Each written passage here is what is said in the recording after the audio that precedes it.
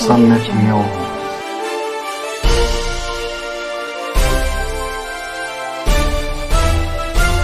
Summit Mule. जय भीम.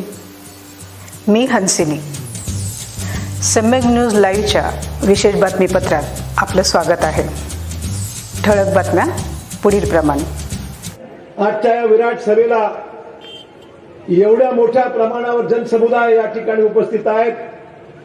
माझ्या लाडक्या बहिणी सगळ्यात जास्त या ठिकाणी आलेल्या आहेत. लाडक्या भावांचं स्वागत करतो, लाडक्या आजोबांचं स्वागत करतो आणि त्याचबरोबर लाडक्या बहिणींचं सुद्धा जोरदार टाळ्यांनी या ठिकाणी स्वागत आम्ही करतो. आपली उपस्थिती दाखवते मालेगाव माझं गाव आहे. ताई श्रीजाताईंनी सांगितलं, ही जन्मभूमी ही कर्मभूमी. इथला शेतकरी जर कोणी शेती या ठिकाणी घेऊन शेतकऱ्यांचे प्रश्न समजून घेतले असतील, काम भरपूर केलं असेल, मालेगावला पाणी दिलं असेल, तर आमच्या शंकरराव साहेबांनी केलंय, शंकरराव चव्हाण साहेबांनी केलंय. आणि त्यामुळे त्यांचा हा सुवर्ण काळ, त्यांचा सुवर्ण इतिहास जर या नांदेड जिल्ह्यात उगम सुरुवात कुठे झाली असेल तर मालेगावच्या भूमीमधून शंकरराव चव्हाण दिल्लीला गेलेले आहेत, हे मला मुद्दाम सांगितलं पाहिजे. त्यामुळे मालेगावच्या लोकांकडे नतमस्तक होतो मी. मालेगाव लोकांना मी मनापासून आभार मानतो की शंकरराव चव्हाण साहेबांचं राजकीय भवितव्य घडवण्याचं काम तुम्ही केलं. देशाच्या राज्याच्या पातळीवर त्यांना आपण भरपूर ताकद दिली आणि शंकरराव चव्हाण साहेब असो, माधवराव सिंधिया साहेब असो, माधवराव साहेबांचा उल्लेख यासाठी मी करतो की मला विधानसभेचं तिकीट पहिल्यांदा कोणी दिलं असेल तर माधवराव सिंधिया साहेबांनी दिलं होतं. ते लोकांना कमी माहिती असेल तर माधवराव सिंधिया साहेब महाराष्ट्राचे एकेकाळी प्रभारी होते. मला मुंबईला शंकरराव चव्हाण साहेब ज्यावेळेस दिल्लीला होते आणि राज्यामध्ये मुख्यमंत्री झाले तर लोकसभेला मला माधवराव सिंधियांनी, त्यावेळेस राजीव गांधी होते आणि माधवराव सिंधिया साहेबांनी मला खूप त्यावेळेस प्रेमाने ताकदीने त्यावेळेस मला उभं केलं होतं. त्यामुळे माधवराव सिंधियांना मी विसरू शकत नाही. महाराष्ट्राची आन बान आणि शान शिंदे सरकार आमचे होते, हे मला मुद्दाम आवर्जून सांगितलं पाहिजे. मित्रो, शिंदे घराण्याला एक मोठा इतिहास असलेलं घराणं आहे, एक प्रतिष्ठा असलेलं घराणं आहे. शिंदे साहेब मूळचे महाराष्ट्राचे, पण त्यांचे पूर्वज मध्य प्रदेशातील ग्वाल्हेरला स्थायिक झाले. स्वराज्य बळकट करण्यामध्ये त्यांचं खूप मोठं योगदान राहिलं आणि त्यांच्या सगळ्या या मागच्या इतिहास जर पाहिला तर देशावरील परकीय आक्रमणे ज्यावेळेस होत होती त्यावेळेस आक्रमण रोखण्याचं काम कोणी केलं असेल तर त्यांच्या पूर्वजांनी केलं होतं. हे मुद्दाम इतिहास मला सांगितलं पाहिजे. त्यामुळे मराठ्यांचा खरा इतिहास जिवाजीराव शिंदे असतील, माधवरावजींचे आजोबा असतील, माजी शिंदे साहेब असतील, ही सगळी एकंदरीत पूर्वज शिंदे साहेबांची वंशावळ ही ग्वाल्हेरमध्ये, ग्वाल्हेरचा आजही मोठा किल्ला जर आपण पाहिला त्या इतिहासाचा साक्ष देणारा तो किल्ला आजही ग्वाल्हेरला आहे. आणि म्हणून महाराजांचं या ठिकाणी खूप खूप सलाम करून मी या ठिकाणी स्वागत करतो. मी तुम्हाला सांगितलं पाहिजे, आम्हाला अभिमान आहे. शौर्याचं, बलिदानाचं, कर्तबगारीचं एक गौरवशाली इतिहास कोणाचा असेल, एवढं मोठं घराण्याचं आज प्रतिनिधित्व करणारे ज्योतिरादित्य या ठिकाणी आलेले आहेत. जोरदार टाळ्यांनी या ठिकाणी मालेगावकरांनी त्यांचं स्वागत करावं, या ठिकाणी मला मुद्दाम सांगायचं. मित्रांनो, ही निवडणूक एक आगळीवेगळी निवडणूक आहे. लोकसभेची पोटनिवडणूक, विधानसभेची सार्वत्रिक निवडणूक. मला सांगा, खासदार निवडत असताना खासदार कोण पाहिजे? सत्ताधारी पक्षाचा खासदार असला पाहिजे, हे मालेगावकरांनी समजून घेतलं पाहिजे. ज्या खासदाराकडे आपल्या भागातले प्रश्न, सरकार आलंय, मोदी साहेब एकदा नाही, दोनदा नाही, तिसऱ्यांदा या देशाचे यशस्वी पंतप्रधान म्हणून हा देशाला नेतृत्व करत आहेत. सिंधिया साहेब त्या केंद्रीय मंत्रिमंडळामध्ये आज मंत्री आहेत. मला आवर्जून सांगितलं पाहिजे, मी त्यांना भेटलो, आपल्या भागामध्ये काही भोकर तालुक्यामध्ये काही गावामध्ये मोबाईल टावर चालायचे नाही. मी त्या भागात गेलो, गावात गेलो, लोकांना विचारलं तुमचं गाव मायनस काय, तुमच्या गावात काय नाराजी आहे. साहेब आमच्याकडे सगळं आहे, फक्त मोबाईल नाही. अरे मैं बोला मोबाइल नहीं, इसके लिए माइनस करेगा. नहीं साहब, मोबाइल लगना चाहिए, हमको लोगों से बात करना चाहिए. आम्हाला देशात परदेशात विदेशात आम्हाला बोलता आलं पाहिजे. मी सिंधिया साहेबांना भेटलो. साहेब म्हटलं तुमच्याकडे पहिलं काम आणलंय मंत्री झाल्यानंतर या विभागाचं. म्हणले काय. साहेब मोबाईल दे दो. मला म्हणले मेरा मोबाईल ले लो. म्हणजे साहेब तुमचा नको मला, तुमचा मोबाईल मला नको. मला माझ्या मतदारसंघामध्ये 8 ते 9 गावाला भोकर तालुक्यामध्ये रेंज नाहीये, मदत करा. ताबडतोब आदेश दिले. आज मोबाईलचं काम सुरू झालं त्या भागामध्ये. आज सुरू झालं. अरे देने वाला जब अपना होता है, ऊपर वाला भी देता है और हमारे दोस्त भी देते हैं, काही कमी करत नाही. त्यामुळे खासदार कसा पाहिजे आपल्याला, आपली कामं करणारा, सत्ताधारी मोदी साहेबांच्याकडे विनंती करणारा. मोदी साहेब परवा आले होते, त्यांना आम्ही भेटलो. त्यांना मी सांगितलं साहेब आपण नांदेडला तिसऱ्यांदा आज आला, नांदेडच्या जनतेला विनंती करण्याकरता आला. आपण नांदेडला काहीतरी गिफ्ट दिली पाहिजे, तोफा दिला पाहिजे. पण नांदेड बिदर रेल्वे, नांदेड लातूर रेल्वे, नांदेडचं एअरपोर्ट, केंद्र शासनाच्या अनेक अशा योजना आहेत की ज्या योजना फक्त आणि फक्त मोदी साहेबांची सही झाली काम झालं, शिंदे साहेबांची सही झाली काम झालं. का. सत्ता आपली आहे, सत्ता आपली देशात आहे, सत्ता आपली महाराष्ट्रात असली पाहिजे. आणि देशातली सत्ता कोणाकडून मदत करू शकतो, सत्ताधारी पक्षाचा खासदार पाहिजे. आणि म्हणून संत तुकाराम हंबर्डे आपल्याला पाहिजेत, मोदी साहेबांकडे जाऊन काम करणारा.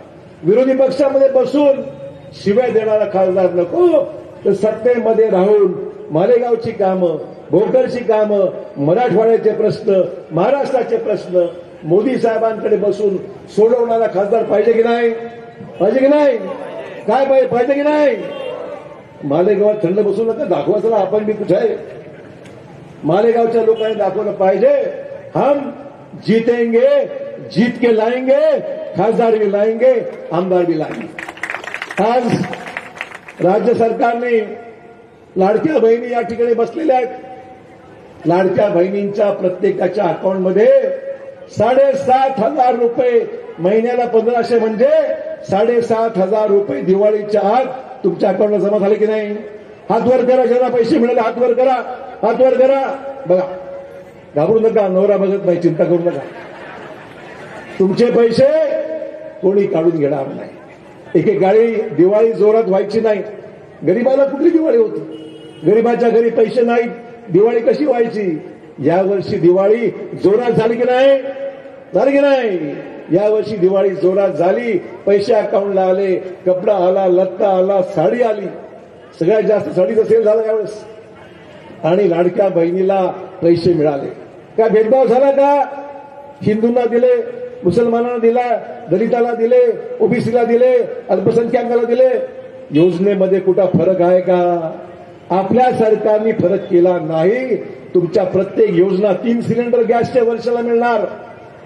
शेतकऱ्यांना झिरो बिल सुरू झालं की नाही, झालं की नाही. शेतकऱ्यांना झिरो बिल. मालेगावला सांगा 7.5 हॉर्स पॉवरला आता पैसा लागत नाही, विनामूल्य वीज आपल्याला मिळते आहे.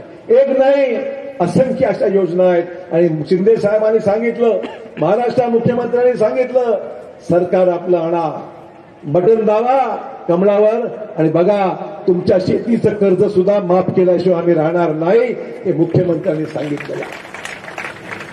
मग आता देणारं सरकार पाहिजे का नुसतं गप्पा मारणारं सरकार पाहिजे. आमचे लाडके मुख्यमंत्री, उपमुख्यमंत्री सगळे मिळून आणि मी सुद्धा तुमच्या बरोबर आहेत. सगळ्या योजना आगामी काळामध्ये या ठिकाणी चालू ठेवायच्या असतील. योजना चालू राहिल्या पाहिजे की नाही, पैसे चालू राहिले पाहिजे की नाही. चालू ठेवायचे असतील मित्र तर आपल्याला सरकार महायुतीचं, आपल्याला सरकार आपल्या कमळाचं या राज्यामध्ये आणलं पाहिजे. आणि सरकारच्या माध्यमातून आगामी 5 वर्ष ही कामाची वर्ष आहेत. आगामी 5 वर्ष शेतकऱ्यांना मदत करायची गरज आहे. आगामी 5 वर्ष मोदी साहेबांना ताकद द्यायची गरज आहे. तुम्हाला सांगायला हरकत नाही, मोदी साहेबांनी आपल्या पिकाला किमान आधारभूत किंमत वाढवली. किमान आधारभूत किंमत वाढवली आणि ती किंमत वाढल्यानंतर आपल्याला सांगायला हरकत नाही, केवळ किंमतच वाढवली नाही तर आपल्याला त्यातून खरेदी केंद्र सुरू केली आणि किमान आधारभूत किमतीमध्ये शेतकीचं उत्पादन आहे ते विकत घेण्यासाठी केंद्र सुरू करण्यात आलेली आहे. अनेक ठिकाणी वाढवायची गरज सांगा मला, वाढवल्या जातील, पण शेतीचा माल आधारभूत किमतीवर खरेदी करण्याचा निर्णय आपल्या सरकारने घेतलेला आहे. मित्रांनो, शेवटी मला एवढंच सांगायचं आहे. आज आपण पाहतो खरा विषय मला बोलला पाहिजे जो महत्वाचा आहे. मित्रांनो, मराठा आरक्षणाचा विषय. अशोक चव्हाण मराठा आरक्षणाचा पुरस्कर्ता आहे हे जाहीरपणे अनेक ठिकाणी बोललेलं. मी जरांगे पाटलांना एकदा नाही, दोनदा नाही, 4 वेळा मी भेटलेलो आहे आणि त्यांना मी सांगितलं की शिंदे सरकार काम करणार. आतापर्यंत जे केलं तेही सांगेन मी, पण त्यांना हेही सांगितलं मी, ज्या काही कमतरता असतील अशोक चव्हाण तुमचा भाऊ म्हणून आपल्या सरकारकडे आरक्षण मिळण्याच्या बाबतीत ज्या उणीवा राहिल्या असतील त्या पूर्ण करण्याकरता जाहीरपणे या ठिकाणी भूमिका घेणारा, सभागृहात विषय मांडणारा आणि तुमचे विषय पूर्ण करण्याकरता निश्चित प्रयत्न नाही. मला हेही सांगायचंय आज 10% आरक्षण लागू झालं. 10%मध्ये एससी-बीसी मध्ये सरकारी नोकऱ्या गेल्या महिन्यात 2-4 महिन्यात मिळाल्या. ऊर्जा विभाग, आरोग्य विभाग, पोलीस विभाग जाहिराती निघाल्या. 10% आरक्षण त्याच्यामध्ये मिळालं, मुलं आमची नोकरीला लागली. ज्यांच्याकडे सर्टिफिकेट नव्हते, ज्यांचे जुने दाखले सापडले त्यांना सर्टिफिकेट सुद्धा मिळाले. बाजूला देगाव कोराड्यामध्ये 70 ते 75 लोकांना त्या ठिकाणी सर्टिफिकेट देण्यात आलेले आहे. त्याचबरोबर ज्यांच्यावर केसेस झाल्या होत्या त्या किरकोळ स्वरूपाच्या केसेस मागे घेण्यात आल्या आणि ज्या गंभीर केसेस आहेत त्या सुद्धा कोर्टामधून मागे लागतील अशा प्रकारची अपेक्षा आहे. तर मित्रांनो, ज्यांना काही लोक म्हणतात की साहेब आम्हाला शिकायचं आहे पण पैसे नाही आमच्याकडे, सारथी आहे आपल्याकडे, त्या सारथीमधून ज्याला शिकायचं आहे त्यांच्यासाठी स्कॉलरशिप आहे, पैसे आहेत, सरकार पैसे देते. आणि काही लोक म्हणतात साहेब आम्हाला शिकता येत नाही, घरची परिस्थिती नाही, आम्हाला धंदा करायचा आहे. ते बिझनेस करण्याकरता सुद्धा अण्णासाहेब पाटील महामंडळ आपल्याला उपलब्ध सरकारने केलेलं आहे. आणि त्यामुळे सर्व करत असता सांगायचं एवढंच आहे. आणि आज जरांगे पाटलांनी सांगितलं की मला कोणाचा विरोध करायचा नाही, कोणाचं समर्थनही करायचं नाही, आम्ही इलेक्शनमधून माघार घेत आहोत, तुम्हाला जो निर्णय घ्यायचा तो तुम्हाला आम्ही स्वातंत्र्य देत आहोत, ही भूमिका त्यांनी घेतली. आणि त्यांनी हेही सांगितलं मला जर भाजपचा एकही जर उमेदवार आरक्षणाचं काम करत असेल तर त्याला मी सुद्धा समर्थन दिल्याशिवाय राहणार नाही, हे जाहीरपणे त्यांनी सांगितलं. त्यामुळे मित्र मला सांगायचं एवढंच आहे, आम्हाला मराठे पाहिजेत, आम्हाला ओबीसीही पाहिजेत. आम्ही सेक्युलर, आम्ही या देशाचं संविधानाचं संरक्षण करणारे आहोत, आम्ही या देशामध्ये सर्वांना न्याय देणारे आहोत, आम्ही सर्व एकंदरीत सर्वांना सोबत घेऊन जाणारी आमची भूमिका आहे. नांदेडसाठी काही नवीन बाब नाहीये, अशोक चव्हाण त्याचं प्रतीक आहे, हे मी डायरेक्टली तुम्हाला या ठिकाणी मजबूत सांगितलं पाहिजे. आणि म्हणून मित्रांनो, या सर्व गोष्टींचा उल्लेख मी यासाठी करतोय, याचं राजकारण आपल्या भागात करत आहोत. त्या आपल्या भागात धोंडा घालायचा आपल्याला. पुढच्या 5 वर्षामध्ये आपल्या भागाने जे विकासाचं स्वप्न पाहिलेलं आहे, जे आतापर्यंत शंकरराव चव्हाण साहेबांनी पूर्ण केलं, अशोक चव्हाण ते पूर्ण करताय, याच्या पुढची पिढी म्हणून श्रीजाताई कळस चढवायचं काम केल्याशिवाय राहणार नाही. तुमची साथ हवी आहे. मालेगावच्या आपल्या मुलीला साथ पाहिजे, मालेगावच्या लोकांकडून मदत पाहिजे, मालेगावच्या लोकांचा आशीर्वाद पाहिजे, भोकर विधानसभा मतदारसंघातील लोकांचा आशीर्वाद पाहिजे. आणि बघा तिचं आता आपण ऐकलं जबरदस्त काम करू शकते, तुम्ही साथ दिली तर ती पुढे गेल्याशिवाय राहणार नाही, 100% तुम्हाला सांगतो. त्यामुळे आपली जबाबदारी आहे शंकरराव चव्हाण साहेबांच्या नातीला आपल्याला बिलकुल हात मदत करायची आहे आणि तिला ताकद देऊन आपल्या भागाचा विकास आपल्याला करायचा आहे. एवढंच मला या निमित्ताने मित्र सांगायचं आहे. वेळ कमी आहे, 20 तारखेला मतदान आहे. आपल्याकडे 2 मशीन विधानसभेच्या, 2 मशीन लोकसभेच्या, अशा पद्धतीने 4 मशीन राहणार आहे. लोकसभेची इकडे, विधानसभेची इकडे, दोन्हीकडे बघताना मतदान करताना कमळ बघायचं, संतू घांबळचं बटन कमळाचं दाबायचं आणि श्रीजयाचं कमळचं बटन दाबायचं आणि दोन्ही उमेदवार मोदी साहेबांना अर्पित करायचे, दाखवायचं मोदी साहेब आम्ही आणलं. नांदेडच्या लोकांनी आणले, दोन्ही उमेदवार आणले. आता विकासाचं बोला, कामाचं बोलूया. मन की बात आम्ही तुम्हाला दाखवलेली आहे. तुम्ही आम्हाला मदत करा, आम्हाला साथ द्या, अशा प्रकारची विनंती करूया. आपल्या सर्वांचं या ठिकाणी मनपूर्वक स्वागत करतो. आपल्या सर्वांचं या ठिकाणी मनापासून आभार मानतो. जय हिंद, जय महाराष्ट्र. आता सम्यक न्यूज लाईव्ह बातमी पाहण्यासाठी YouTube वर सबस्क्राईब करा.